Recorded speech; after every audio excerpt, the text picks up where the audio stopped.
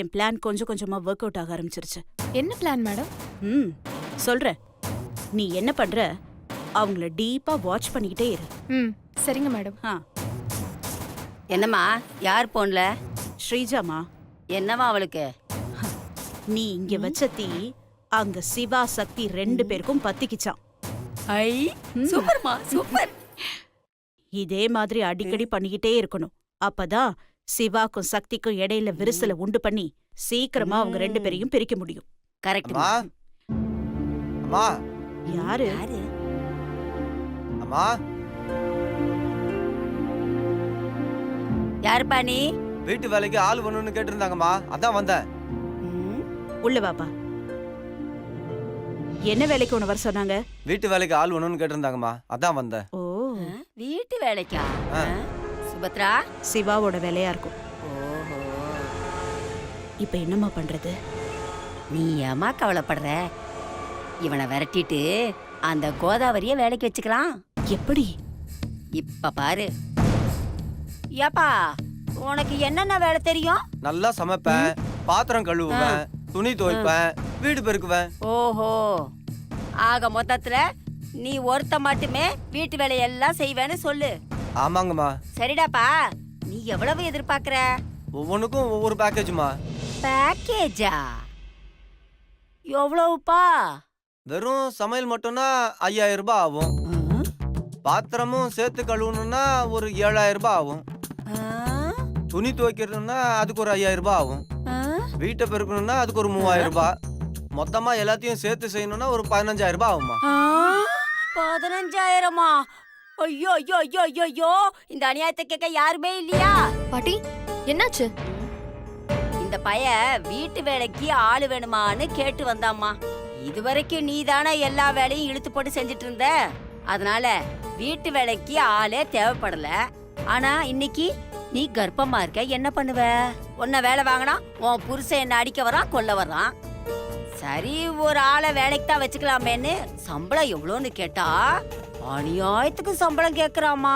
ஏத்த எவ்வளவு கேட்டாரு இவரு? 15000மா. 15000மா? என்ன அத்த சொல்றீங்க? ஏன்பா 15000மா கேட்ட? ஆமாம்மா. அப்பப்பா, அநியாயத்துக்கு சம்பளம் கேக்குறானே. நம்ம வீட்டை பொறுத்த வரைக்கும் பாவம் சிவா மட்டும்தான் சம்பாதிக்கிறான். இந்த சுந்தர் பைய கேட்டரிங் அது இதுன்னு ஏதோ ஓட்டிக்கிட்டு இருக்கான். சிவா ஒருத்தனாலதான் இந்த குடும்பமே ஓடுது. பாவம் சிவா, அவன் எவ்வளவுதான் சமாளிப்பான். சுபத்ரா, வீட்டு வேலைக்கெல்லாம் ஆள் வேண்டாமா, நாமளே இழுத்து போட்டு செஞ்சிருவோம்.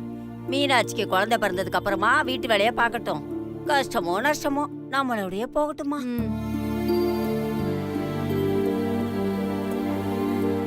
யாருக்குமா செய்ய போறோம்? நம்ம குழந்தைகளுக்கு தானே.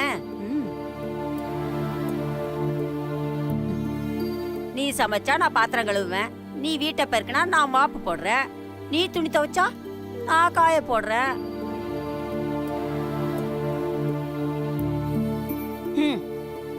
இந்த காலத்துல யாரு நமக்கு உதவி பண்ணுவா? எல்லாரும் ஏதாவது ஒரு பலனை எதிர்பார்த்து தான் செய்யறாங்க.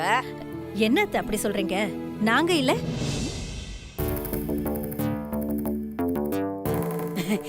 என்னமா சொல்ற? வீட்டு வேலையெல்லாம் நானே பாத்துக்கிறேன்.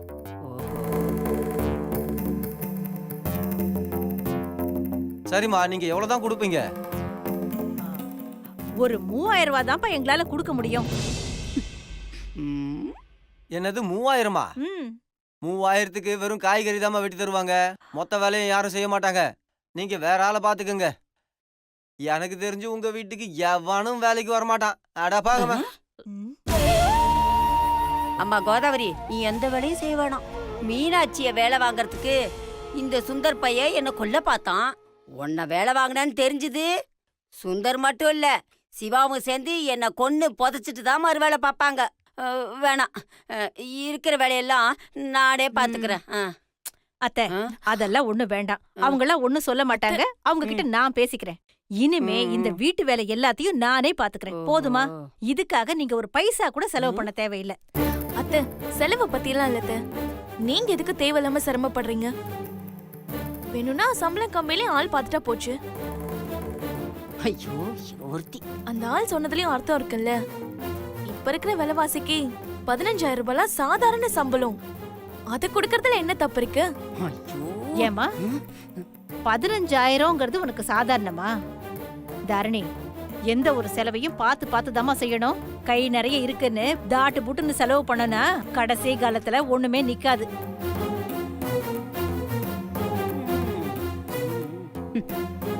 அதனால வீட்டு வேலையில நானே பாத்துக்கிறேம்மா. நான் யாருக்கு செய்ய போறேன்? என் பொண்ணுங்க வாழற வீடு தானே, அதெல்லாம் நானே பாத்துக்கிறேன். இல்லம்மா, இருந்தாலும் அண்ணி, அத்தை கிட்ட நீங்க கொஞ்சம் சொல்லுங்களேன். இல்ல கோதாவரி, உன்னை வேலை வாங்குறது எனக்கே கொஞ்சம் சங்கடமா தான் இருக்கு. ஐயோ அண்ணி, இதுல என்ன சங்கடம் இருக்கு? அதெல்லாம் எதையும் யோசிக்காதீங்க, எல்லாத்தையும் நான் பாத்துக்கிறேன். எங்க வீட்ல இது வரைக்கும் 5 பேருக்கு வேலை செஞ்சேன், இப்ப கூட 4 பேருக்கு சேர்த்து செய்ய போறேன். நம்ம வீடு தானே, அதெல்லாம் ஒண்ணும் பிரச்சனையே இல்ல. நீங்க ஒண்ணும் கவலைப்படாதீங்க. சரி கோதாவரி, ஓ இஷ்டம். அவ்வளவுதான் அண்ணி. அம்மா, அம்மா சூப்பர்மா, பின்னிட்ட. இனிமே அந்த கோதாவரி நம்ம வீட்டு வேலைக்காரி. நினைச்சு பார்க்கும்போதே எவ்வளவு சந்தோஷமா இருக்கு தெரியுமா? அம்மாடி, அப்படியே அந்த சக்தி மீனாட்சி வேலைக்காரி ஆக்கிட்டா இன்னும் சூப்பரா இருக்குமா. கவலையே படாத, அதையும் செய்ய வச்சிருவோம். அம்மா, ஏமா இப்படி பண்ற நீ? என்னடி? அம்மா, அவங்க உன்னை நல்லா யூஸ் பண்ணிக்க பாக்குறாங்க. நீயும் அதுக்கேத்த மாதிரி இப்படி ஏத்துக்கிட்டு வந்துட்டியேம்மா. என்னடி இப்படி எல்லாம் பேசுற? ஐயோ அம்மா, உன்னை யாருமா வீட்டு வேலையெல்லாம் செய்ய ஒத்துக்க சொன்னா? அவங்க எல்லாம் உன்னை காசு இல்லாத ஒரு வேலைக்காரியா தான் பாக்குறாங்க. இது ஏமா உனக்கு புரிய மாட்டேங்குது? என்னடி இது? யார் அத்தையை வேலை பார்க்க சொன்னா? அண்ணே, வீட்டு வேலையெல்லாம் செய்யறதுக்காக வேலை செய்ய ஒருத்தர் வந்தாரு.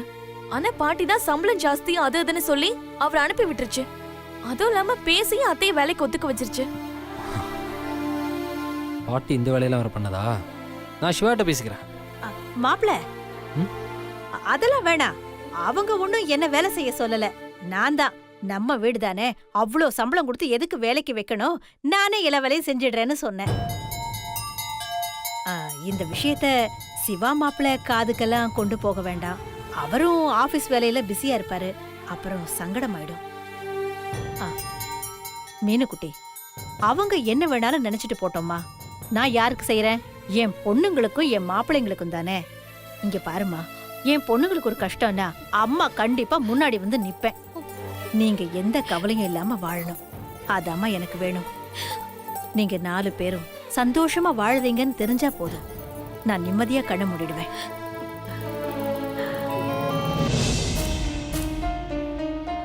குட் மார்னிங் சக்தி. ஏ சக்தி,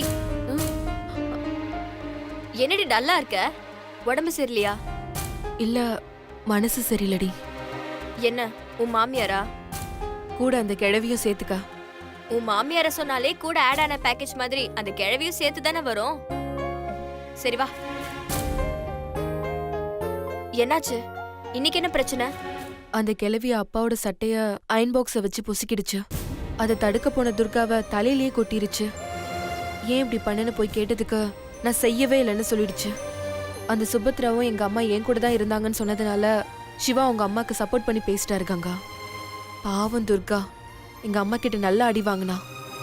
ச்சே, பாவண்டி உன் தங்கச்சி. செய்யாத தப்புக்கு அந்த கிழவி கிட்ட அடி வாங்கி உன் அம்மா கிட்டயும் அடி வாங்கியிருக்கா. சும்மாவை விட்டு அந்த கிழவிய யார் சும்மா விட்டா? அதெல்லாம் ஆடி பொளந்து கட்டிட்டேன். எப்படி?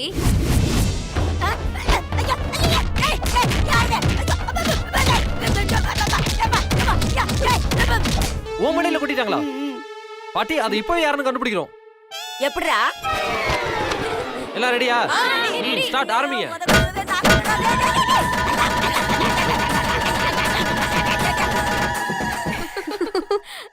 சூப்பர் ரே. அந்த கிழவிக்கு இதுவும் வேணும், இதுக்கு மேலயும் வேணும். பாவண்டி என் குடும்பம் நிலையா ஒரு இடம் கூட இல்லாம என் வீட்டுக்கு வந்துட்டு சுபத்ரா பாட்டி கிட்ட மாட்டிக்கிட்டு முழிக்கிறாங்க. ஏய், அதான் நீ இருக்கல, அப்புறம் என்ன கவலை? இல்லடி, எல்லா நேரமும் ஒரே மாதிரி இருக்காது. நானும் எல்லா நேரமும் ஜெயிச்சுட்டே இருக்க முடியாது. எனக்கும் சறுக்கல்லாம் வரும்டி. அப்படி ஏதாவது நடந்துச்சுன்னா என் குடும்பம் ரொம்ப கஷ்டப்படும்டி. அதுவும் அந்த சுபத்ரா என் மேல இருக்கிற மொத்த கோவத்தையும் என் குடும்பத்து மேல காட்டும்டி. சரி, இப்படியே எத்தனை நாள் தான் சமாளிச்சுட்டு இருப்ப? இதுக்கு ஒரு முடிவுன்னு ஒண்ணு இருக்கணும்ல. இதுக்கெல்லாம் ஒரே வழி மாமா என்கிட்ட லவ்வ சொல்றதுதான். அவர் மட்டும் அவர் மனசுல இருக்கிற காதலை சொல்லிட்டாருன்னா அதுக்கப்புறம் எந்த பிரச்சனை வந்தாலும் நான் நின்னு சமாளிப்பேன்டி. கவலைப்படாதடி, நிச்சயமா சிவா சார் உன்கிட்ட லவ்வ சொல்லுவாரு. எங்கடி ஏதாவது ஒண்ணு பண்ணலான்னு பார்த்தா அந்த சுபத்ராவும் பாட்டியும் ஏதோ ஒண்ணு பண்ணி கெடுத்து விட்டுட்டே இருக்காங்கடி. அவங்கள சமாளிக்கிறதா என் மாமா மனசுல லவ்வ வர வைக்கிறதா எனக்கு ஒண்ணுமே தெரியலடி. நாளைக்கு வர வேலண்டைன்ஸ் டே, எங்க கல்யாணத்துக்கு அப்புறம் வர ஃபர்ஸ்ட் வேலண்டைன்ஸ் டே. கல்யாணத்துக்கு முன்னாடி தான் ஏட்டுக்கு போட்டியா இருந்தோம், இப்போ புருஷன் பொண்டாட்டியா ஆயிட்டோம். இந்த வேலண்டைன்ஸ் டே சூப்பரா கொண்டாடலாம்னு நினைச்சேன். காலையில இந்த கிழவி பண்ண பஞ்சாயத்துல அவர் மேல நான் ரொம்ப கோவமா இருக்கேன். அடி பாவி, அவர் என்னடி பண்ணாரு? ஆமா, தப்பு கிழவி மேலதான் இருக்குன்னு தெரிஞ்சும் அவங்க அம்மாக்கு தானே சப்போர்ட் பண்ணாரு. அதனால நான் ஆசாசியா வேலண்டைன்ஸ் டேக்கு பண்ண பிளான் எல்லாம் போச்சு. என்ன நடக்குதோ பாப்போம். ஏ, நீ ஒன்னும் வரி பண்ணிக்காத. சிவா சார் அவரா வந்து உன்கிட்ட பேசுவாரு பாரு. அது மட்டும் நடந்துருச்சுன்னா அதை விட வேற சந்தோஷம் எனக்கு கிடையாது. ஆஹா, நாளைக்கு வேலண்டைன்ஸ் டேவா? இரு, இப்பவே போய் பாஸ் கிட்ட போய் சொல்லிடுறேன். பாஸ், பாஸ், சங்கீதா, அவசரத்துல போயிட்டு இருப்போம், குறுக்க வராத, ஏடா கூடமாயிரும். Pass, pass. என்ன இந்த லூசு இவ்ளோ அவசரமா ஓடுறான்? முக்கியமான விஷயமா தான் இருக்கும். பாஸ், பாஸ், சக்தி மேடத்தை கூல் பண்றதுக்கு ஒரு அருமையான வாய்ப்பு பாஸ். என்னையா சொல்ற? அப்படி என்ன வாய்ப்பு? பாஸ், இன்னைக்கு என்ன டே? இன்னைக்கு வெனஸ்டே. அது இல்ல பாஸ், இன்னைக்கு என்ன டேட்டு? இன்னைக்கு பிப்ரவரி 13. சரி, நாளைக்கு? யோ, இன்னைக்கு 13னா நாளைக்கு 14th. அதான் என்ன நாளு? நாளைக்கு தேர்ஸ்டே. அட போங்க பாஸ், நீங்களே ஏதாவது பிளான் பண்ணிக்கங்க, ஆளை விடுங்க. யோ யோ இரியா, இப்ப என்ன சொல்லிட்டேன்னு இவ்வளவு கோச்சிக்கிற? பின்ன என்ன பாஸ், சர்ப்ரைஸா ஒரு விஷயம் சொல்லலான்னு பார்த்தா சும்மா சும்மா மொக்க பண்ணிட்டு இருக்கீங்க. ஒரு மனுஷனுக்கு காண்டாவாதா? சரியா சொல்லு என்னன்னு. நாளைக்கு என்ன நாள்? நாளைக்கு பாஸ் தேர்ஸ்டேன்னு சொல்லிட்டீங்க, அடுத்து வேற ஏதாவது சொல்லுங்க. யோ, அடுத்து ஏதாவதுன்னா என்னையா சொல்றது? ஐயோ பாஸ், நாளைக்கு பிப்ரவரி 14 வேலண்டைன்ஸ் டே. ஆமால்ல, மறந்தே போச்சியா? பாஸ், மறந்து போச்சுன்னு சொல்லாதீங்க, இது வரைக்கும் நீங்க கொண்டாடலன்னு சொல்லுங்க. யோ, நான் இங்கேயே கொண்டாடுனது இல்ல. போன வருஷம் தானே நம்ம எல்லாரும் சேர்ந்து கொண்டாடணும், ஞாபகம் இல்லையா? நீ கூட தேக்ஸா கூட்டு வந்திய. ஆமா பாஸ், நித்யா மேடத்துக்கு பதிலா சக்தி மேடம் தானே பார்ட்டிசிபேட் பண்ணாங்க. பாத்தீங்களா பாஸ், அப்பவே கடவுள் எழுதி வச்சிட்டாரு சக்தி மேடம் தான் உங்களுக்குன்னு. ஆமா ரன்பீர், நீ சொல்றதும் ஒரு வகையில கரெக்டு தான். போன வருஷம் நித்யா வர வேண்டியது, ஆனா அவளுக்கு ஆக்சிடென்ட் ஆகி சக்தி தான் என் கூட பேர கலந்துக்கிட்டான்.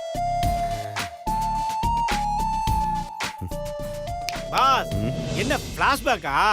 பாஸ், இன்னைக்கு கதைக்கு வாங்க. சக்தி மேடத்தை இம்ப்ரெஸ் பண்றதுக்கு இது ஒரு நல்ல வாய்ப்பு. அவங்களுக்கு தெரியாம ஒரு கேக்க வாங்கிட்டு வந்து அதை ஆபீஸ்ல வச்சு கட் பண்ணி சர்ப்ரைஸா அதை அவங்களுக்கு ஊட்டி விடுங்க. அவங்க அப்படியே கேக்கு மாதிரி மெல்ட் ஆயிடுவாங்க பாஸ்.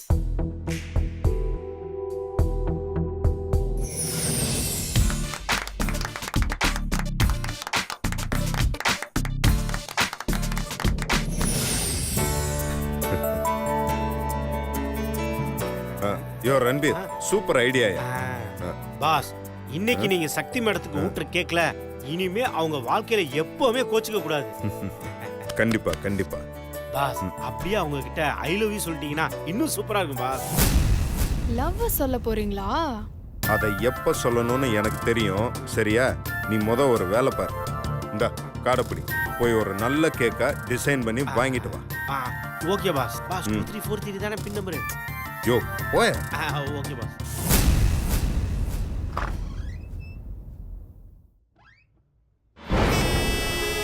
ஓஹோ, கேக் வெட்டி சக்தியை சமாதானப்படுத்த போறீங்களோ? இப்பவே சுபத்ரா மேடம் கிட்ட சொல்றேன்.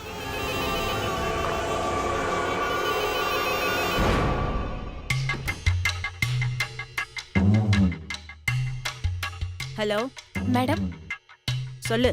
சிவா சார் மேல சக்தி மேடம் ரொம்ப கோவமா இருக்காங்க. அதனால அவங்க 2 பேரும் ஒருத்தருக்கு ஒருத்தர் பேசிக்காம இருக்காங்க மேடம். நல்ல விஷயம் தானே, அப்படியே இருந்தா ரொம்ப நல்லது தானே. அது இல்ல மேடம், அவங்க 2 பேரையும் சமாதானப்படுத்தி பேச வைக்கிறதுக்கு ரன்பீர் ஒரு ஐடியா பண்ணிருக்காரு மேடம். என்ன ஐடியா? நாளைக்கு வேலண்டைன்ஸ் டே வருது மேடம். அதை பயன்படுத்தி நாளைக்கு வேலண்டைன்ஸ் டேக்கு ஆபீஸ்ல கேக் வெட்டி கொண்டாடி சக்திக்கு கேக் ஊட்டி அவங்கள எப்படியாவது சமாதானப்படுத்தணும்னு ரன்பீர் சாருக்கு ஐடியா கொடுத்திருக்காரு மேடம். அப்படியா? ஆமா மேடம். அதுக்கு சிவா என்ன சொன்னான்? சிவா சாரும் அந்த ஐடியாவை கேட்டுக்கிட்டு, சரி ஐடியா சூப்பரா இருக்கு, அப்படியே செஞ்சிருவோம், அப்பதான் சக்தியை சமாதானப்படுத்த முடியும், என் மேல இருக்க கோவத்தை தனியா வைக்க முடியும்னு சொன்னாரு மேடம். மேடம், ஸ்ரீஜா, சொல்லுங்க மேடம். அவங்க நினைச்ச மாதிரி அது நடக்க கூடாது. சிவாவும் சக்தியும் சமாதானம் ஆகவே கூடாது. நான் நினைக்கிற மாதிரி தான் அங்க நடக்கணும். மேடம், ஆமா, அவங்க நினைச்ச மாதிரியே கேக் வாங்கிட்டு வரட்டும். ஆனா அதுக்கப்புறம் நான் நினைக்கிற மாதிரி தான் அங்க நடக்கணும். அது எப்படி மேடம்? அதான் நீ அங்க இருக்கியே. நான் என்ன மேடம் செய்யணும்? ரன்பீர் கேக் வாங்கிட்டு வந்த உடனே யாருக்கும் தெரியாம அதுல பூச்சி மருந்தா அடிச்சிடணும். வேணாம் மேடம், அது ரொம்ப தப்பாயிடும். எது சரி எது தப்புன்னு எனக்கு தெரியும். நான் சொல்றத மட்டும் நீ செய். இல்ல மேடம், எனக்கு ரொம்ப பயமா இருக்கு மேடம். சக்தி மேடம்க்கு ஏதாவது ஆயிடுச்சுன்னா அது பெரிய பிரச்சனை ஆயிடும் மேடம். அத நான் பாத்துக்கிறேன், நீ அத பத்தி கவலைப்படுற? இல்ல மேடம், அது இத பாரு, நீ எதுக்கும் பயப்படாத. இல்ல மேடம், சக்தி மேடம்க்கு ஏதாவது ஆயிடுச்சுன்னா பிரச்சனை ஆயிடும்ல மேடம். அத பத்தி நானே கவலைப்படல, நீ ஏன் கவலைப்படுற? என்ன லைன்ல தான் இருக்கியா? இருக்கேன் மேடம், லைன்ல தான் இருக்கேன். அப்புறம் என்ன யோசிக்கிற? இத பாரு, எதை பத்தியும் யார பத்தியும் நீ யோசிக்காத. உன்னை பத்தி மட்டும் நீ யோசி. நான் சொல்ற மாதிரி நீ கரெக்டா செஞ்சுட்டேன்னா உனக்கு ஒரு பெரிய அமௌண்ட் செட்டில் பண்றேன். அதனால நீயும் உன் குடும்பமும் வாழ்நாள் முழுக்க நிம்மதியா இருக்கலாம். உனக்கு தேவையான உதவி, பணம் எதுவா இருந்தாலும் நான் தரேன். ஆனா இத நீ முடிக்கணும். சிவாவும் சக்தியும் ஒன்னா சேரவே கூடாது. இதான் அவங்களோட கடைசி சந்திப்பா இருக்கணும். பூச்சி மருந்து அடிச்ச கேக்க சிவா சக்திக்கு ஊட்டணும், அவ சாகணும். இததான் நான் எதிர்பார்க்கிறேன். மேடம், எனக்கு எதுவும் பிரச்சனை வந்துடாதுல்ல மேடம்? ஒரு பிரச்சனையும் வராது. அப்படியே தெரிஞ்சாலும் சிவா கோவத்துல தான் இதெல்லாம் செஞ்சிருக்கான்னு சக்தி நினைச்சுப்பா. அதுக்கு மேல நான் பாத்துக்கிறேன். சரிங்க மேடம். முக்கியமா சக்தி தான் அந்த கேக்க சாப்பிடணும். மத்ததெல்லாம் நீ பாத்துக்கோ. கேக் சாப்பிட்டதுக்கு அப்புறம் சக்திக்கு ஏதாவது ஆச்சுன்னா உடனே எனக்கு ஃபோன் பண்ணு. அந்த சந்தோஷமான செய்தியை கேட்க இங்க நான் காத்துக்கிட்டு இருக்கேன். சரியா? நீ தைரியமா செய், நான் இருக்கேன். சரிங்க மேடம்.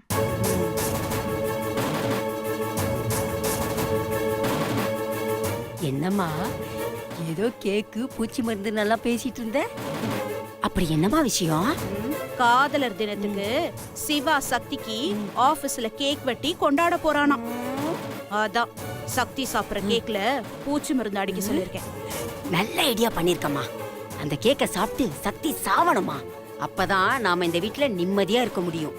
ஏ சக்தி, இத்தனை நாளா என்ன பாடுபடுத்தின, இன்னையோட உன் கதை முடிஞ்சுதுடி.